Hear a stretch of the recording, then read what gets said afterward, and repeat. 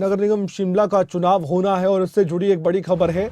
Ward कम करने पर BJP खासा नाराजगी जता रही है और बीजेपी पार्टी ने अपनी ओर से ये भी संकेत दीजिए कि हो सकता है वो कोर्ट भी चले जाएं। बीजेपी ने मामले को लेकर कोर्ट जाने की बात कही है। प्रदेश बीजेपी उपाध्यक्ष हैं जिनका नाम है संजीव कटवाल, इन्होंने इस बात की जानकारी दी है। पूर्व बीजेपी सरकार ने वार्डों को 34 से बढ़ाकर 41 कर दिया था। अब जो मौजूदा कांग्रेस की सरकार हिमाचल प्रदेश में है, उसने पूर्व सरकार की अधिसूचना को ही निरस्त कर दिया और इसलिए हम कह रहे थे कि ऐसे कई मुद्दे हैं जो चल रहे हैं।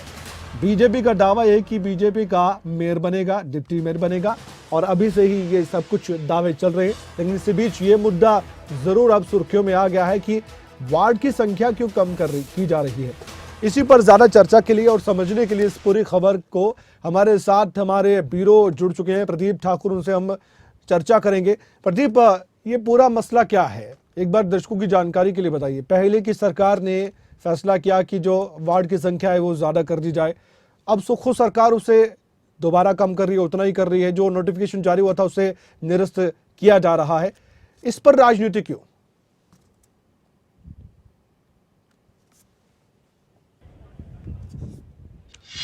बिल्कुल कमल, देखिए, जैसे ही सुखविंदर सिंह सुक्खू सरकार बनी और उसके बाद ये चर्चाओं का दौर शुरू हुआ कि अब नगर निगम शिमला के चुनाव कब होंगे। हालांकि इसका कार्यकाल पहले ही खत्म हो चुका है। पूर्व भाजपा सरकार के समय में ही जून महीने में तब जो है इसके चुनाव हो जाने चाहिए थे, तब तक लेकिन नहीं हुए। और फिर एक प्रोसेस जो चला कि क्यों ना वार्ड बढ़ाए जाएं। हालांकि उसमें उस वक्त की यानी भाजपा सरकार ने यह तर्क दिया था कि एक वार्ड में मिनिमम 2500 लोग होने चाहिए, तभी तब जो है वो एक वार्ड बन सकता है।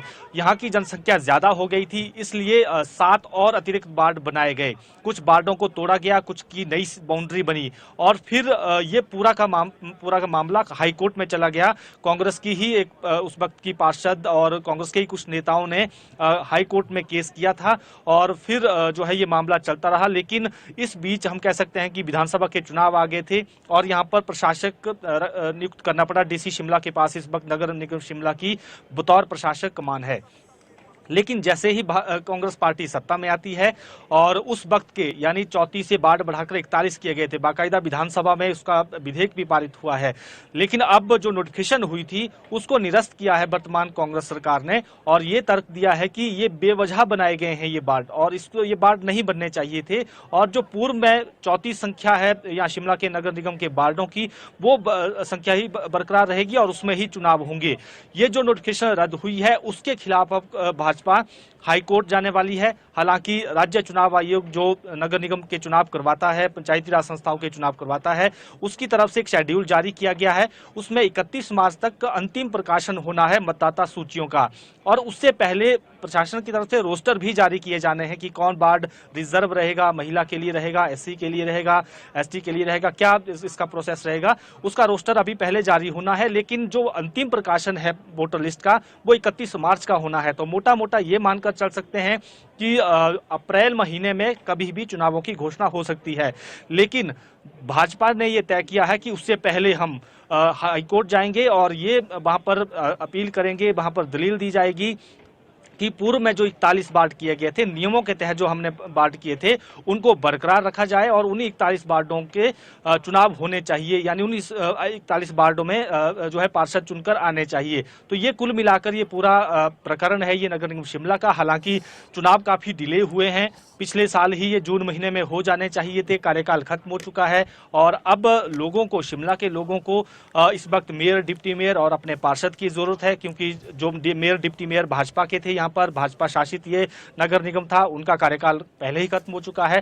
तो अब नए मेयर डिप्टी मेयर बनने हैं, यहाँ पर पार्षद बनने हैं, तो लोग अपनी मांगे, अपनी काम अच्छा जो है प्रदीप, एक बात बताइए, अगर करते हैं। पॉलिटिकल तरीके से देखा जाए तो जो ये मुद्दा है कि वार्ड बढ़ाना, फिर अब सुक्खू सरकार ने वापस वही संख्या कर दी है, नोटिफिकेशन निरस्त करने की बात सामने आई है, इससे नफा नुकसान क्या है राजनीतिक तौर पर?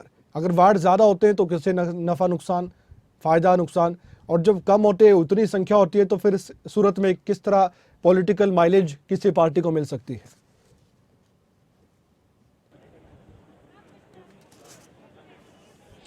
बिल्कुल कमल, देखिए जैसे 34 वार्ड की हम अगर बात करें तो वार्ड कम होंगे तो कई बार, क्योंकि शिमला की हम बात करें, यहाँ पर पार्षदों से ही यहाँ पर मेयर डिप्टी मेयर बनते हैं। जी। तो कई बार हॉर्स ट्रेडिंग जैसी स्थिति भी बन जाती है। हमने पिछली बार भी 2016 में देखा था, तब 2017 में जब चुनाव हुए थे उस वक्त की स्थिति भी हमने देखी थी। तो उस वक्त भी हॉर्स ट्रेडिंग जैसी स्थिति बन गई थी, पार्षदों को कई दिनों तक जो है वो यहाँ शिमला शहर से दूर रखा गया था।